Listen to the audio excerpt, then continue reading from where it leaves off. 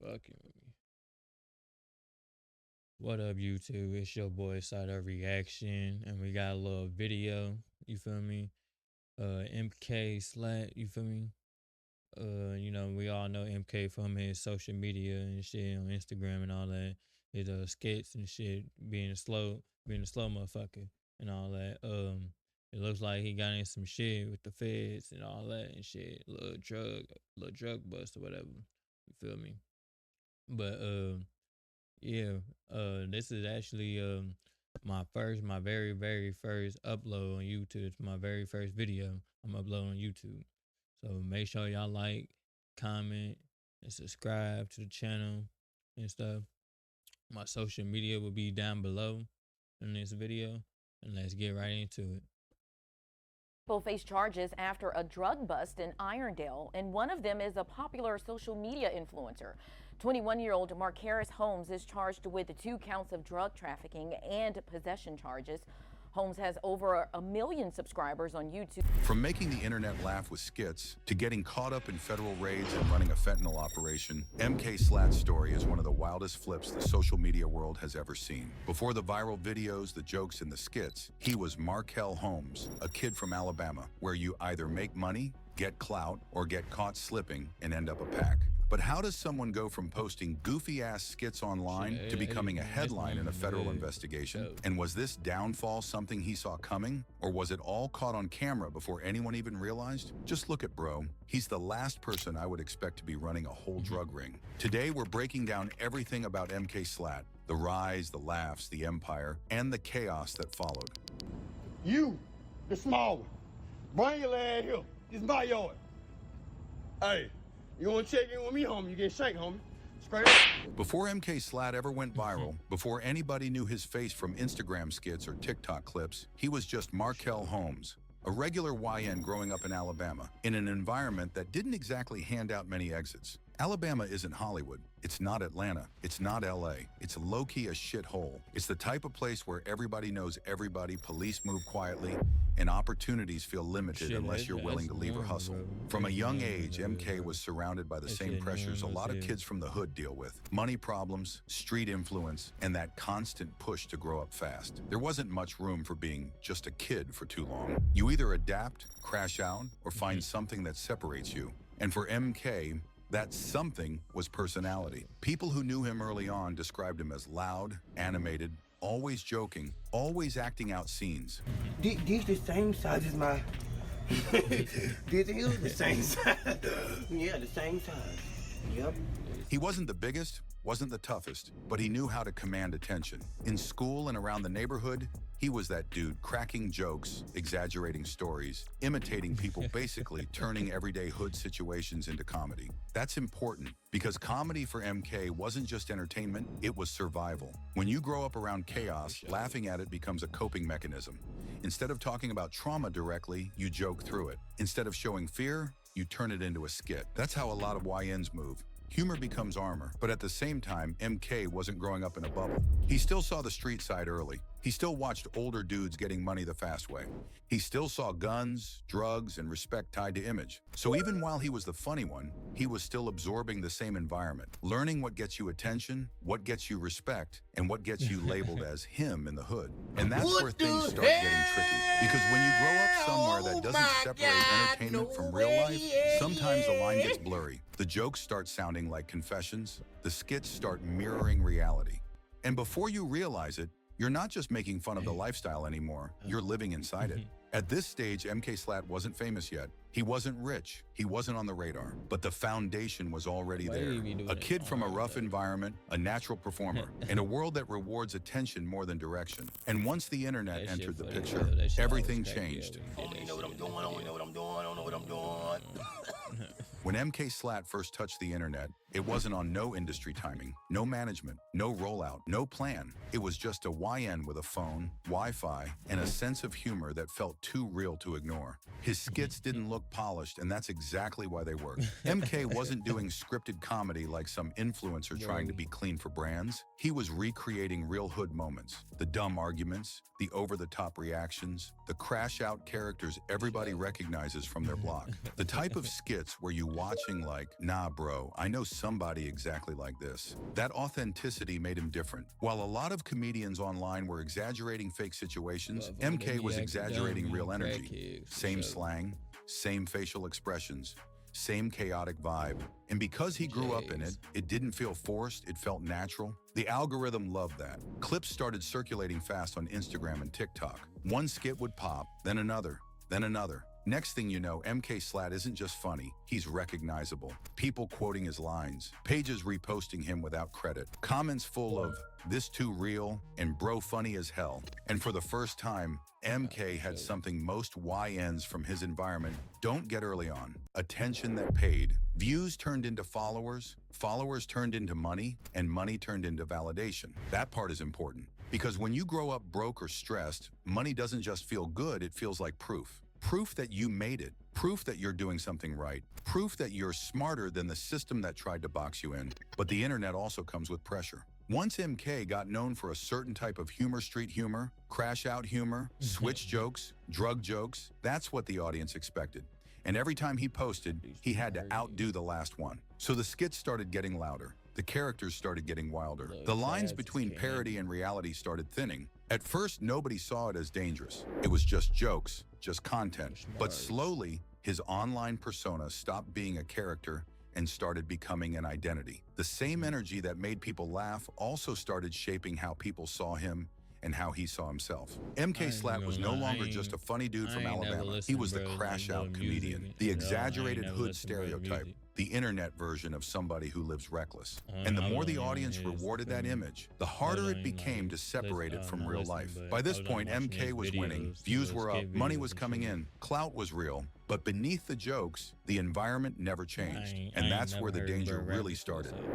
At some point, the internet stopped laughing with MK Slatt and started watching him closely. Because if you go back and really study the content, there was a shift. Not all at once, but enough that people who were paying attention could feel it. The skits didn't just reference street life anymore. They started flexing it. Jokes about switches turned into videos with real guns in the background. Funny exaggerations turned into imagery that felt less like parody and more like proof. What's going on? What happened, bitch? Man, the boy had got the bump and the boy ended up hit me. Who all it was? Bro, Laterry and them.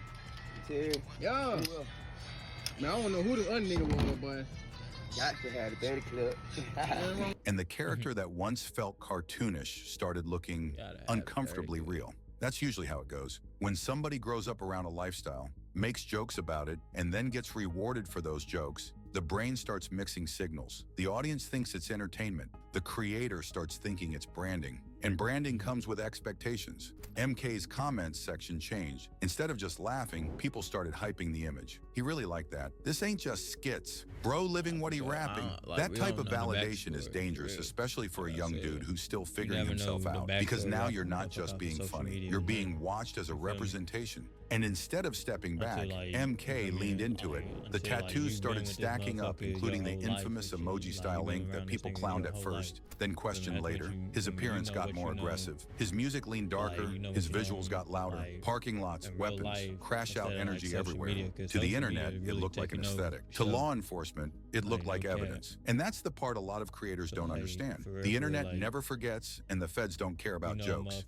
Every post is a timestamp. Every video is a snapshot. Every just playing moment becomes context later. Meanwhile, behind the scenes, MK wasn't just a content creator anymore. He was moving in circles that didn't match the image of a comedian who had something to lose. And once you're known, you don't get the luxury of moving reckless quietly.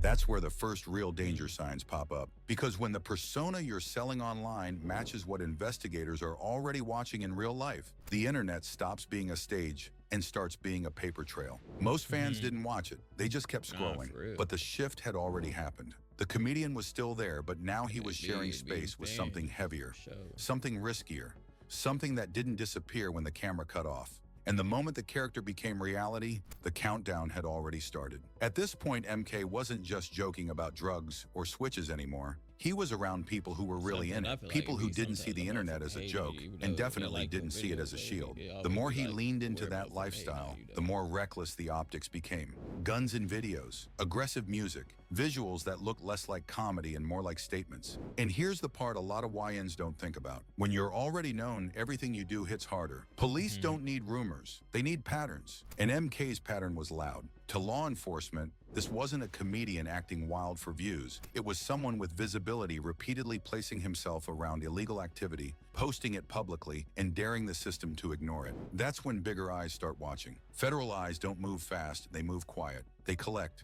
they wait, they build. When real life caught up.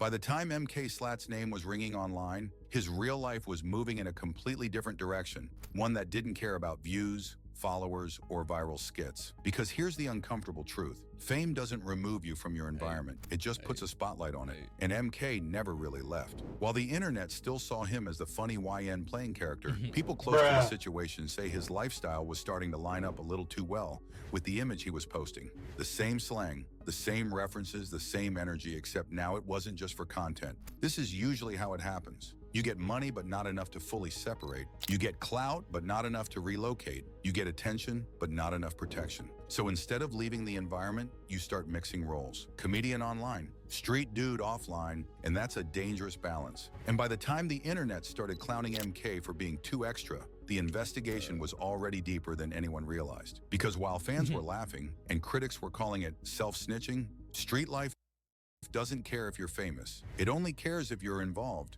And once those two worlds fully collided, there was no way out that didn't end ugly. The raid wasn't random. The charges weren't sudden. They were the result of time, attention, and a lifestyle that got documented too well. And when the knock finally came, it came heavy.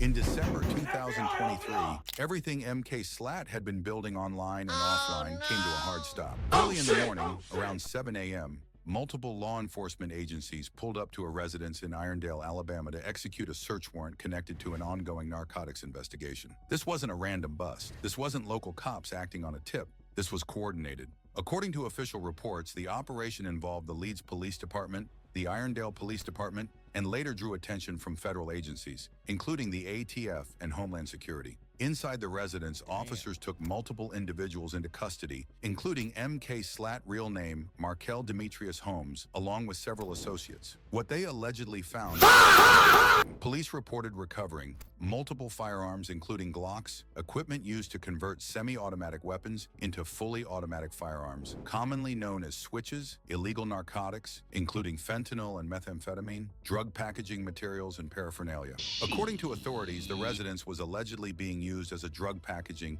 and distribution location, not just a place people were hanging out. That distinction matters because possession is one thing, trafficking is another, and modifying firearms pushes it into a whole different category. Law enforcement publicly stated that the scale of what was recovered suggested organized activity, not personal use. That's when the narrative officially shifted from internet comedian arrested to something much more serious. Muriel Bailey here at the live desk. 5 people face charges after a drug bust in Irondale, and one of them is a popular social media influencer. 21-year-old Marquez Holmes is charged with 2 counts of drug trafficking and possession. Holmes has over 1 million subscribers on YouTube and thousands on TikTok, known to many as Slimeball MK. 4 others face drugs and weapons charges as well. Police say they found fully automatic weapons, drugs, and stolen property during a search warrant at a house in Irondale. The bond amounts told the story before the internet even caught up. Some defendants were hit with bonds in the hundreds of thousands. MK Slatt himself was reportedly given a multi-million-dollar bond. That's not normal. Once firearms with switches are involved, the federal government doesn't treat it lightly. A single switch can carry mandatory prison time on the federal level. Combine that with narcotics trafficking, and suddenly the situation goes from state trouble to career-ending consequences. While the internet was still trying to figure out what happened, the system was already moving. This wasn't a content moment. This wasn't a headline that fades in a week. This was the type of case that changes lives permanently. And as news spread, fans I started feel realizing like something uncomfortable. like, you The know, jokes didn't the law protect him. knows The clout didn't everything, slow it down. but And the somebody's internet didn't telling help it them, hurt. like, Because you feel now me? every old 'Cause post looks different. Every skit, if you every think about flex, it, and his every shit's 2 visual. million, All of it rest of became them's, like, context. less than, MK Slat's feel story me? isn't rare. It's Less just than a public. million. It shows how Way fast less, clout like can turn into a 100K. trap. So- How self-snitching so doesn't they feel probably- dangerous when the algorithm rewards probably it. said, And how like, the he system believed doesn't over care if you were into the just joking. operation Once and the shit, persona now. controls you, the ending So usually isn't somebody yours to ratted write. or he If you a don't know. YN, a He probably creator, snitched on or himself. anybody So chasing we don't attention, know, though. understand this. I don't The know. internet So- never forgets, and the streets don't care who you are online. Free all y'all. Man, this shit crazy as hell. Man, free y'all niggas for sure.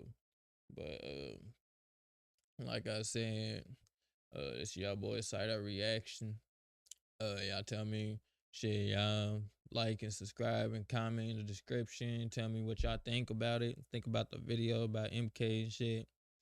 Shit, wicked as hell.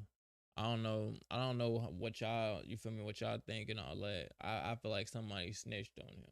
You feel me? Somebody snitched on him, or you feel me? And we don't like I said, he could have snitched on himself. You feel me? He probably self-snitched on himself. You dig what I'm saying? But we don't know.